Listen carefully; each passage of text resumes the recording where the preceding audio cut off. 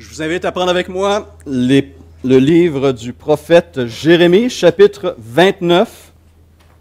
Jérémie 29, nous reprenons le texte que nous avons commencé à explorer ensemble dimanche dernier. Nous allons lire les versets 1 à 7 de Jérémie, chapitre 29.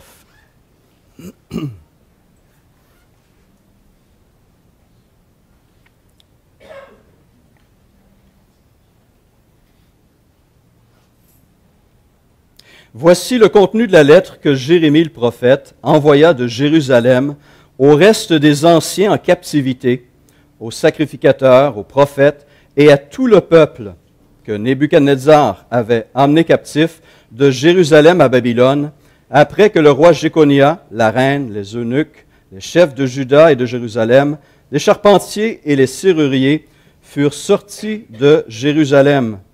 Il a remis à Éléasa, fils de Shaphan, et à Guémaria, fils de Hilkija, envoyés à Babylone par Sédécias, roi de Juda, auprès de Nebuchadnezzar, roi de Babylone. Donc, c'est arrivé par courrier diplomatique.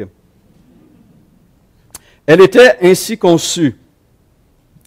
Ainsi parle l'Éternel des armées, le Dieu d'Israël, à tous les captifs que j'ai emmenés de Jérusalem à Babylone. Bâtissez des maisons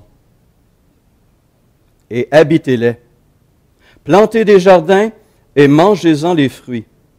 Prenez des femmes et engendrez des fils et des filles. Prenez des femmes pour vos fils et donnez des maris à vos filles, afin qu'elles enfantent des fils et des filles.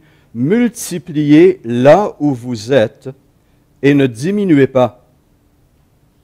Recherchez le bien de la ville où je vous ai mené en captivité et priez l'Éternel en sa faveur, parce que votre bonheur dépend du sien. Prions. Seigneur, nous sommes devant ta parole, une parole plus que millénaire, mais toujours vivante, toujours puissante, toujours efficace pour transformer des vies et faire progresser ton règne sur terre. Nous nous plaçons humblement devant cette parole, Père. Nous ouvrons nos cœurs, nos oreilles à sa vérité. Par ton esprit, parle, agis à nouveau, s'il te plaît. Amen. Nous avons vu la semaine dernière que ce texte avait été écrit parce que de faux prophètes s'étaient mis à envoyer un message faux, comme quoi les déportés allaient retourner à Jérusalem au bout de 2 ans.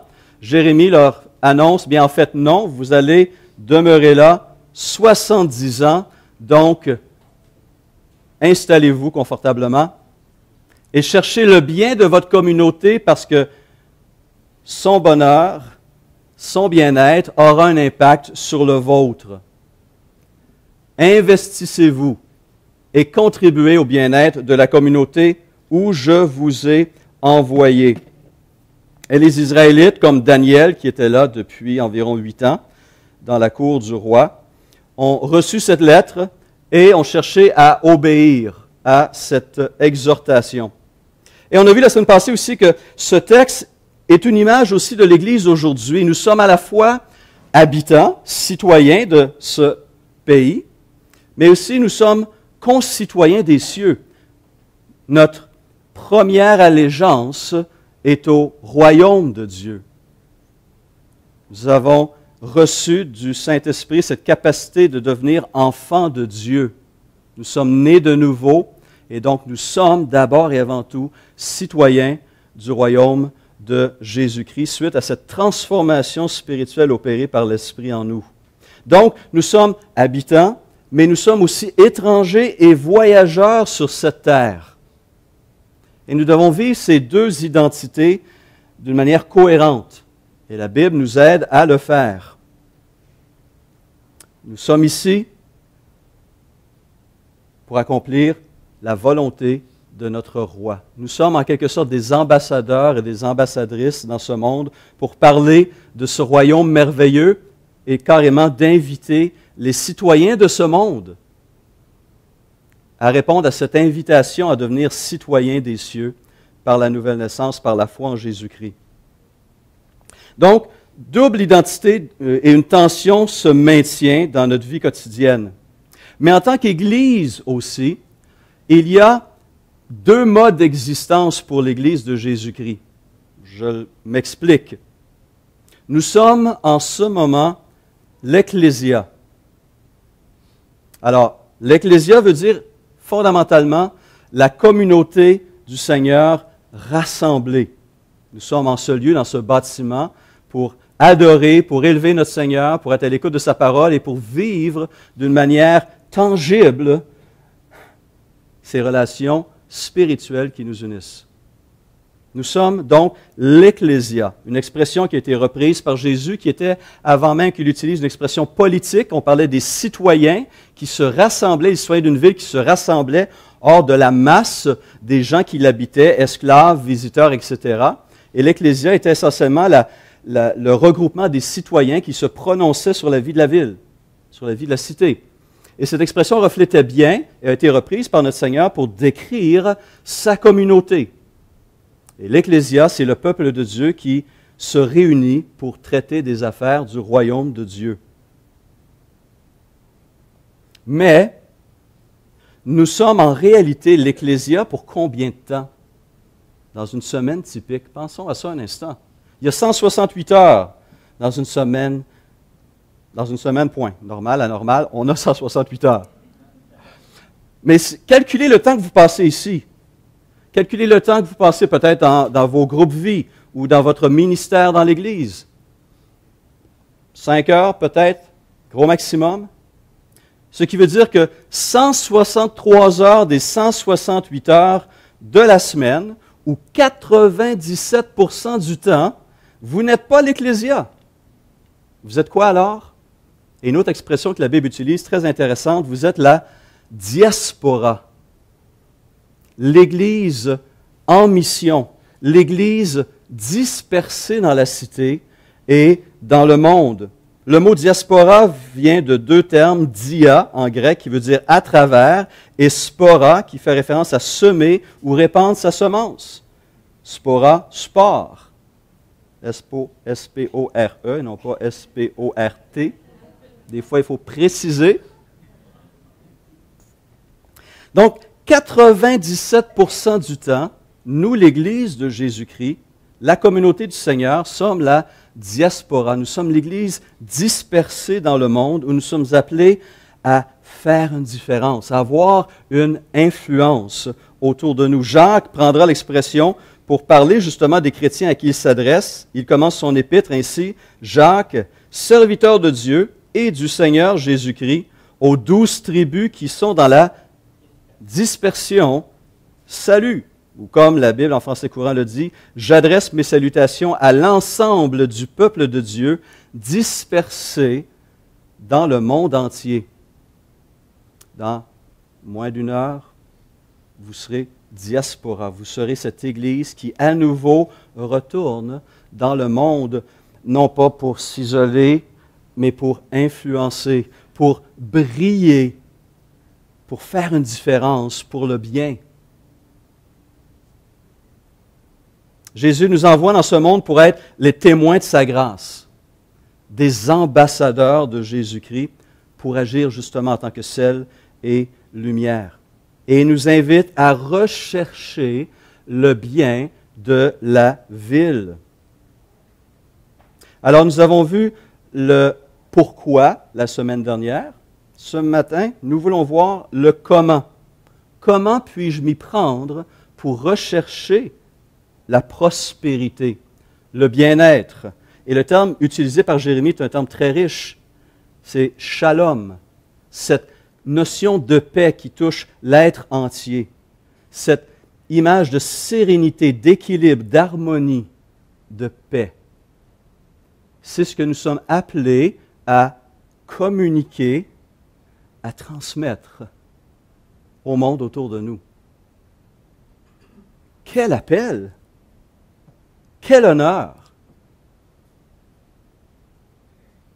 Quelle grâce le Seigneur nous permet de vivre. Alors, comment puis-je être utilisé? Comment puis-je m'y prendre pour rechercher justement la paix de ma ville, de ma province ou de mon pays? Des choses finalement qui sont toutes simples, mais lorsqu'elles sont faites intentionnellement, dégagent une puissance, un impact encore plus grand. Et je commence avec ce que vous avez entendu il y a quelques minutes, ici même. Et ce que Jérémie fait allusion dans les versets 5 et 6, en éduquant nos enfants selon les valeurs du royaume. On bénit notre communauté en commençant par notre propre famille, en éduquant des enfants qui vont pouvoir à leur tour trouver leur place dans cette société et à leur tour être une influence positive là où le Seigneur va les envoyer. Il dit dans le verset 5 et 6, « Mariez-vous et ayez des enfants, mariez vos fils et donnez vos filles en mariage et qu'elles aient des enfants, multipliez-vous là-bas et ne laissez pas diminuer votre nombre. » On sait que l'identité religieuse et culturelle des Israélites était très, très forte.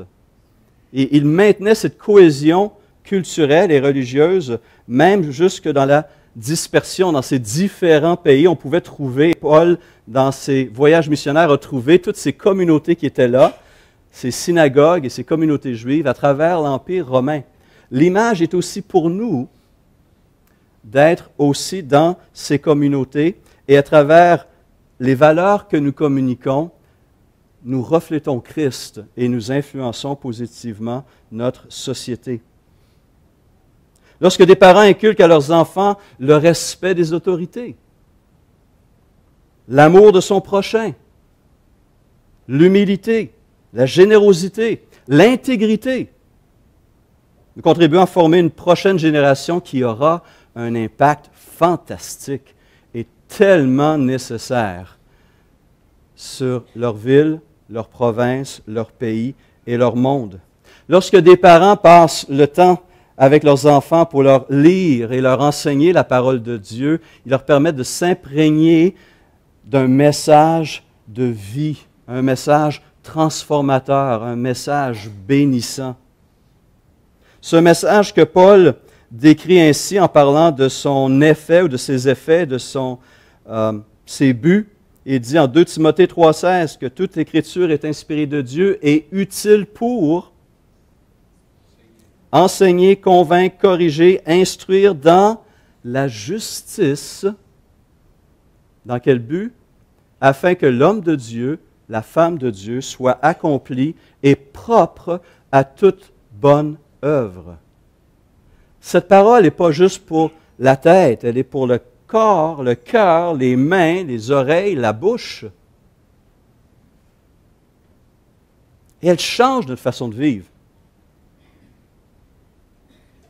Et ces vies transformées bénissent à leur tour les autres vies qu'elles touchent. Et on l'a vu la semaine dernière, heureusement, les parents ne sont pas seuls à travailler à cette mission. Nous avons la communauté de foi, l'Église. Ce matin, on a entendu parler de l'école d'eau vive qui travaille en harmonie avec les parents chrétiens pour cultiver ces valeurs, cette vision du monde qui est positive, saine, vraie. Profitons-en dans la mesure du possible. En tant que parents, prenez le temps de vous former aussi pour accomplir efficacement votre rôle de parents chrétiens. Je rappelle une ressource, entre autres, qui est disponible dans le présentoir en bas à la sortie ou à l'entrée, dépendamment à quel moment vous passez. Le dernier cahier de Objectif Famille, et le thème de ce cahier, c'est « Votre héritage, quel modèle à suivre tracez-vous » Très intéressant, et j'ai lu cet article, entre autres, « Élever des enfants qui changeront le monde ». Donc, il reste encore quelques copies. Servez-vous, vous qui êtes parents, c'est là pour vous. Donc, ces ressources existent, et donc, une première façon de bénir ma ville, c'est de m'investir dans ces futurs citoyens, dans mes enfants, pour leur transmettre ce qui est vrai et sain. Une deuxième façon, encore qui paraît naturelle et saine, mais lorsqu'on la vit de façon intentionnelle, elle est encore plus riche, c'est en maintenant soi-même une vie spirituelle et ecclésiale dynamique. Et ce point vient naturellement avec le premier. Pour que je puisse être un parent chrétien efficace, utile, qui bénit ses enfants, je dois moi-même cultiver ma marche chrétienne, ma relation avec le Seigneur. Je dois être intentionnel. Je dois en faire une priorité.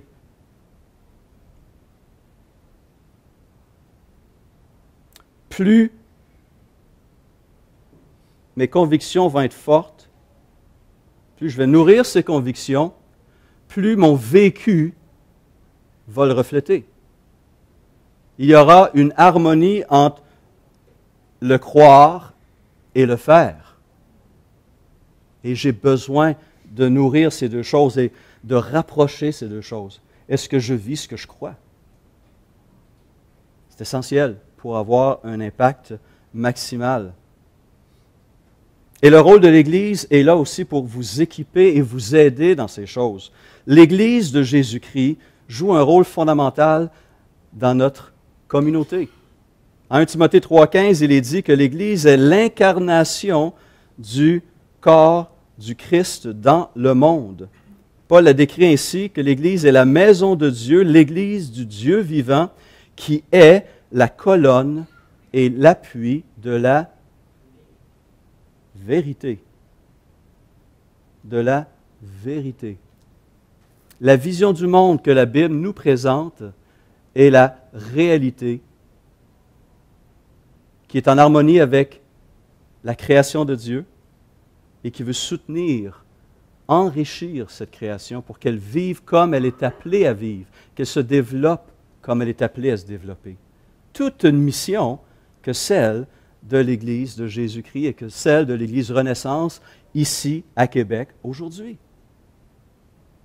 La ville de Québec, la région de la capitale nationale, a besoin de l'Église Renaissance, a besoin de ses membres qui vivent sous la puissance du Saint-Esprit et qui font la promotion de la justice, de la vérité, de l'amour et de relations saines.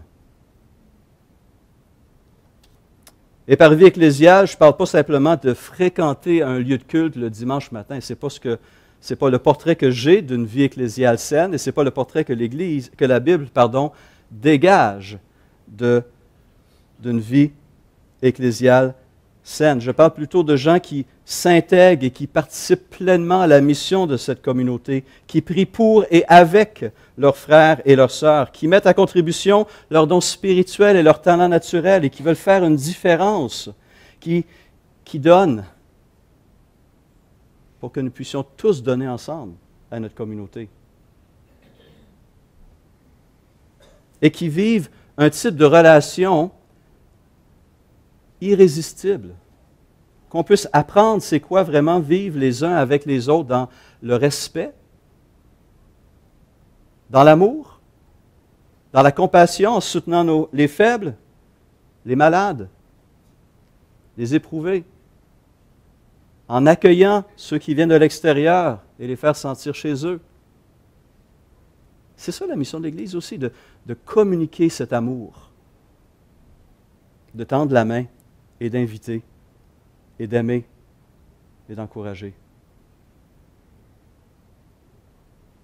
Même dans la persécution, l'Église, la toute première Église, pouvait vivre ces choses. Mais ce portrait qui nous est donné au tout début de la vie de l'Église est merveilleux. On nous dit qu'ils persévéraient dans la communion fraternelle, dans la fraction du pain, dans la prière.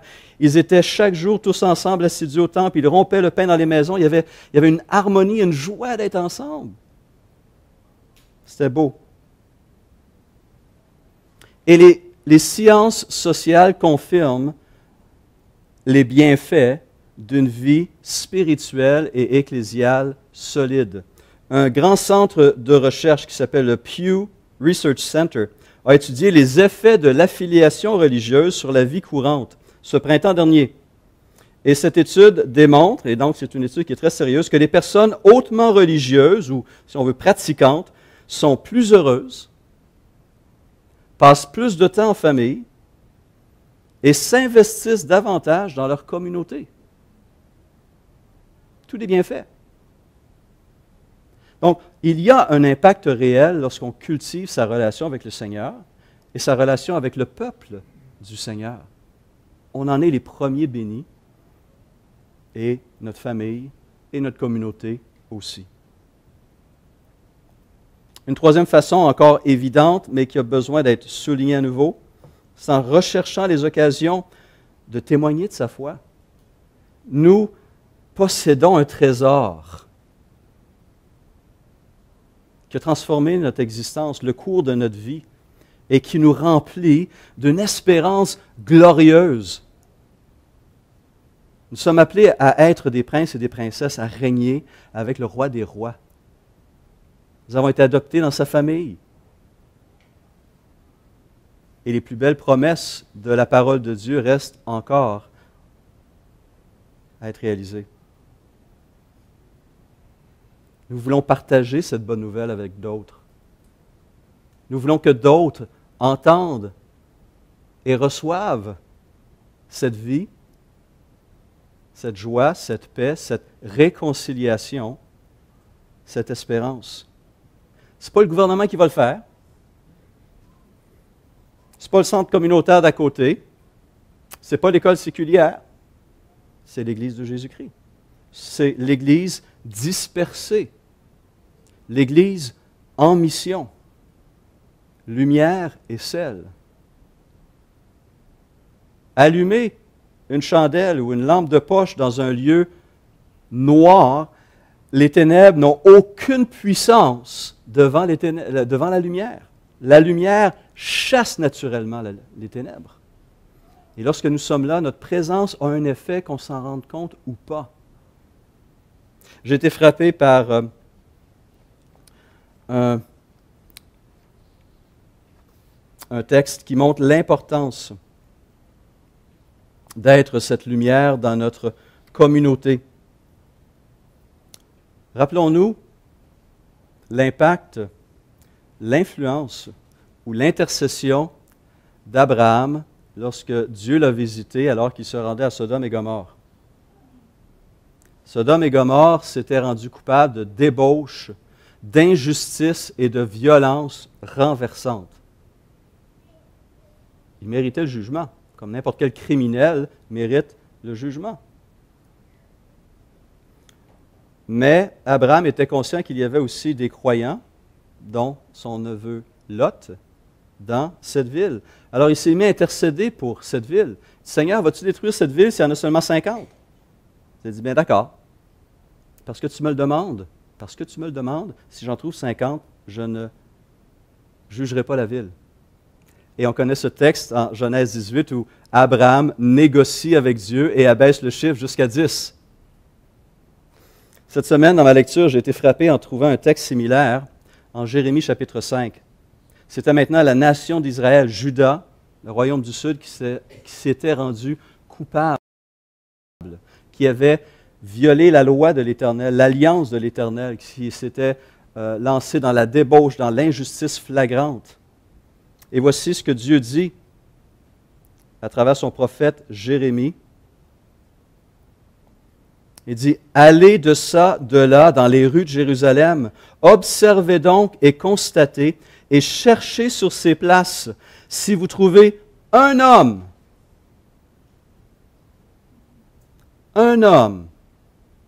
s'il y en a un seul qui pratique le droit et qui s'efforce d'être fidèle, dans ce cas, je pardonnerai à cette ville. » Wow!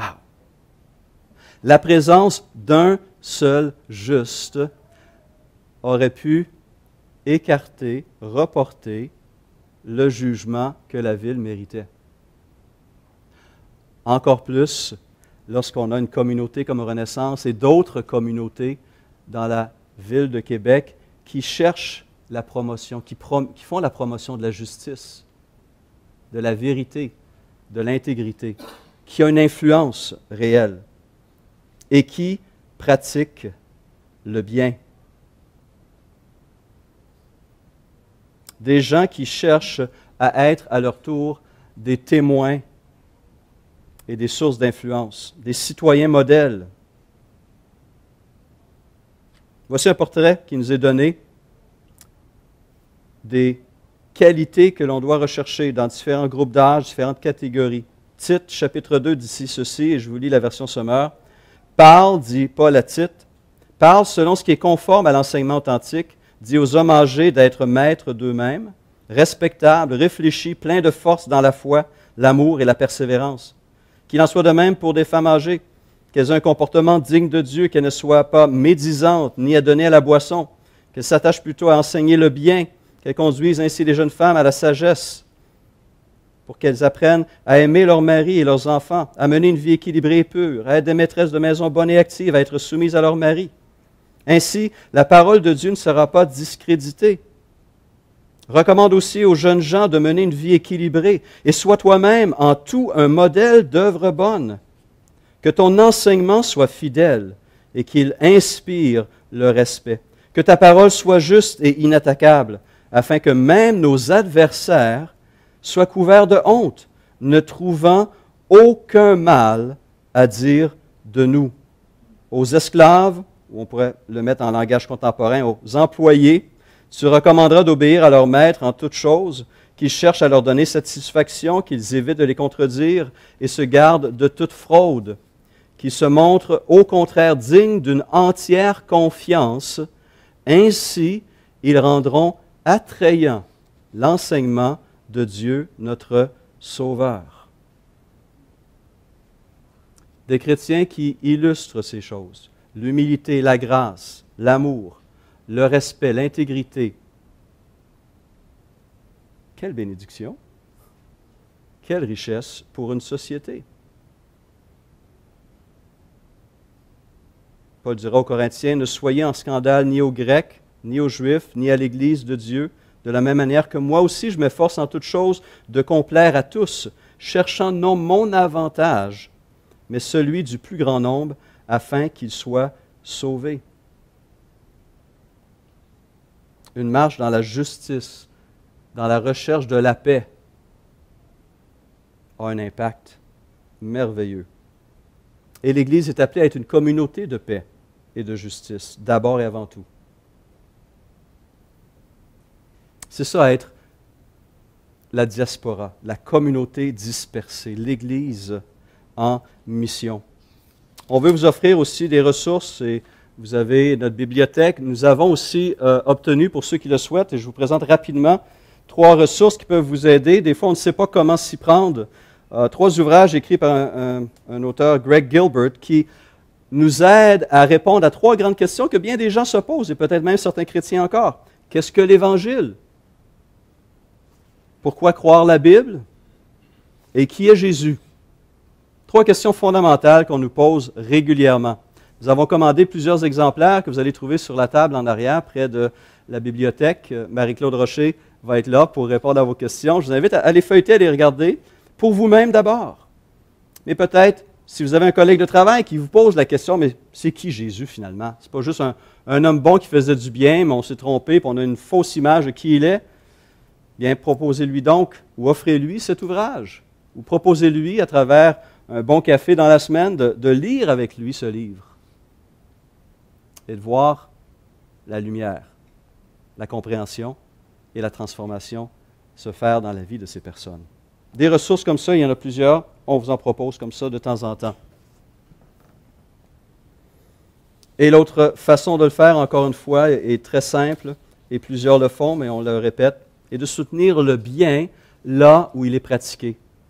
Et ce bien ne se fait pas seulement à l'Église, bien sûr. On a plein de gens qui ont une vision similaire de la justice, de la générosité, de la protection des faibles. Et on peut se joindre à eux, qui veulent bénir notre communauté. Et on peut se joindre à eux et consacrer nos dons, nos compétences, notre temps, nos ressources financières.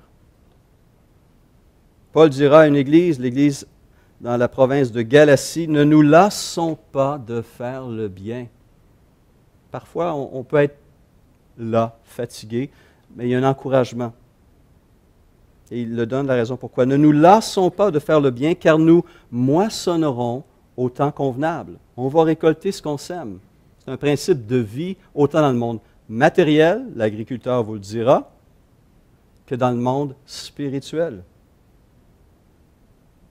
Ne nous lassons pas de faire le bien, car nous moissonnerons au temps convenable si nous ne nous relâchons pas. Ainsi donc, pendant que nous en avons l'occasion, écrit Paul, pratiquons le bien envers tous et surtout envers les frères en la foi. Ma vie doit faire une différence. J'ai été créé pour entrer en relation avec d'autres créatures faites à mon image, avec mon Créateur, et comment ces relations m'influencent et me permettent d'influencer dans le bien. Et on sait que l'Église Renaissance cherche à poursuivre dans ces choses. On a des ministères qu'on a mis en place qui veulent bénir notre communauté plus large, la cuisine collective, la clinique d'impôts, collecte de linge, l'aide alimentaire d'urgence, la chorale de Noël qui va apporter la joie dans plusieurs foyers dans le temps des fêtes. Plusieurs autres ministères se développent, mais on voit aussi des individus, des membres de notre communauté qui s'intègrent et qui bénissent leur communauté plus large. Et il y a une dimension spéciale lorsqu'on le fait au nom de Jésus-Christ. On doit noter cela. Ce n'est pas juste comme un simple citoyen, mais de le faire au nom de Jésus-Christ contribue une puissance, un impact encore plus grand. Cette semaine, je pensais à Lorraine Martineau, qui a travaillé dans sa friperie pendant 20 à 25 ans, bénévolement. Je pensais à Marc et Denise Leblanc, nos hommes et notre femme à tout faire, nos bricoleurs qui non seulement bénissent ici dans l'Église, mais plusieurs foyers et plusieurs autres personnes. Je pense à Richard Larivière qui a servi au Café Rencontre du Centre-Ville, un peu dans le même domaine. Je pense à notre sœur Nicole Nadeau qui a travaillé avec un organisme qui développe l'art. N'est-ce pas? L'art vient embellir notre vie, nos communautés. Et ces choses font une différence, enrichissent notre prochain, nos concitoyens. C'est beau et c'est transformateur. C'est bénissant. Et finalement, Jérémie 29,7 nous présente une autre façon de bénir notre communauté. Il est dit, verset 7, « Recherchez le bien de la ville où je vous ai emmené en captivité. » Et il ajoute, « Et priez l'Éternel en sa faveur. » Imaginez, Dieu demande à ses exilés, à ses captifs, amenés de force à Babylone, de prier pour Babylone. Comme il disait, Paul, 660 ans plus tard, aux citoyens dans l'Empire romain de prier pour les autorités politiques, même lorsque c'était un César ou un Néron au pouvoir, pour inviter Dieu à influencer les cœurs, les pensées et le cours de l'histoire. Et Paul, j'imagine, a été influencé par ce texte de Jérémie 29 parce que sa propre exhortation dans le domaine est très similaire. « J'exhorte donc avant toute chose à faire des prières, des supplications, des requêtes, des actions de grâce pour tous les hommes. » Et il ajoute « pour les rois et pour tous ceux qui sont élevés en dignité, afin que nous menions une vie paisible et tranquille, en toute piété et honnêteté.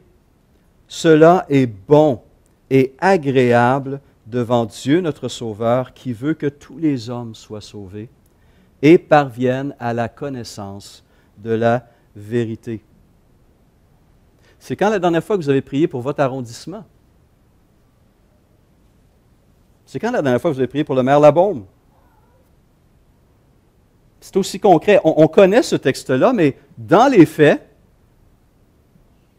n'est-ce pas? Dans les faits, et Paul dit, 1 Timothée 2, « Avant toute chose, priez pour. » Pourquoi? Parce que la prière a un impact et va susciter 3 bénédictions. Pour vous-même, cela va vous permettre de mener une vie, quoi le texte dit? Paisible et tranquille. Qui ne veut pas ça? Mais ce n'est pas la seule raison qui est mentionnée.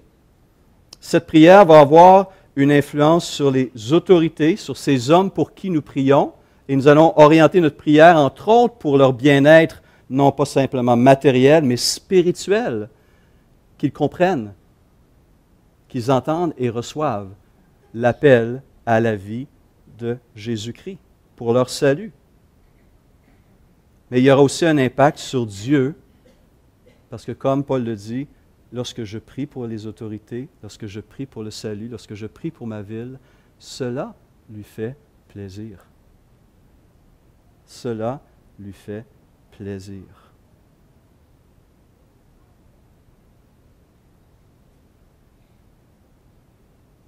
Et je contribue au bien-être global de ma ville. En conclusion, vous avez reçu certains, j'espère la plupart, 2 objets en rentrant ce matin. C'est quoi? OK. Pourquoi on vous a donné du sel? Ce n'est pas parce qu'on vous invite à manger après, vous en aurez besoin. Hein? Voilà, c'est tellement évident, n'est-ce pas? Ça fait référence à quel texte?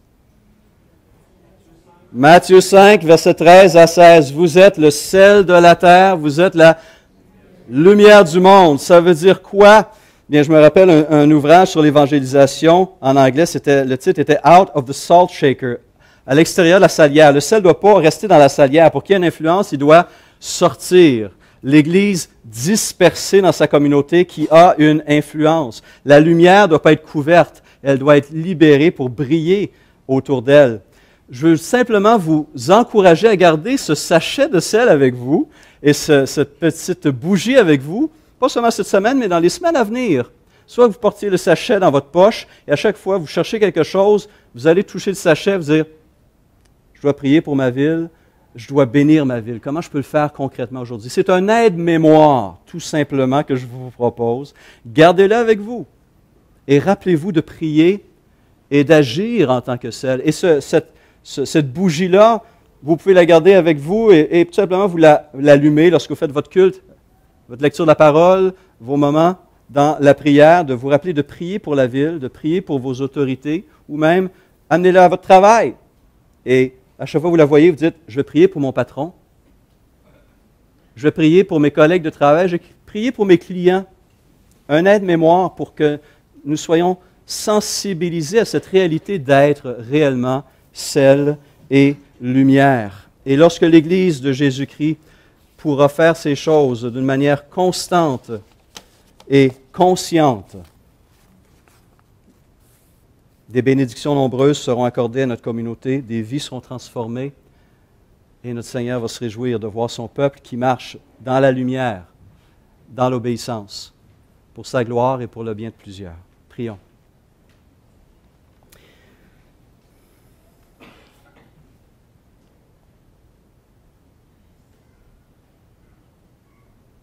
Seigneur, tu ne nous as pas appelés tout simplement à être confortables sur nos sièges. Tu ne nous as pas appelés seulement pour notre bien-être individuel et personnel. Tu nous as invités à entrer dans ta mission pour l'univers, de contribuer à la propagation de la vie, de la vérité, de la justice, de la grâce dans ce monde qui en a tellement besoin, qui le désire si profondément, mais qui sait si peu comment le faire.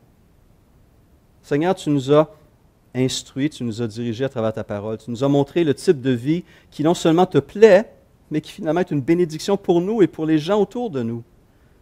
On a besoin, Seigneur, de ton aide pour la vivre, parce qu'on est conscient qu'il y a ces combats, il y a cet égoïsme, cet orgueil en nous qui nous empêche parfois d'aller vers l'autre. Et Seigneur, toi, tu es venu vers nous. Tu as quitté ton trône lumineux, tu as quitté ce lieu où tu recevais les louanges de tes créatures angéliques, tu t'es abaissé, tu as pris forme humaine, tu as vécu parmi nous, justement pour nous apporter cette lumière, pour être cette lumière, cette vérité et cette vie. Puissions-nous t'imiter et ainsi t'honorer cette semaine. Amen. Bon dimanche, bonne semaine.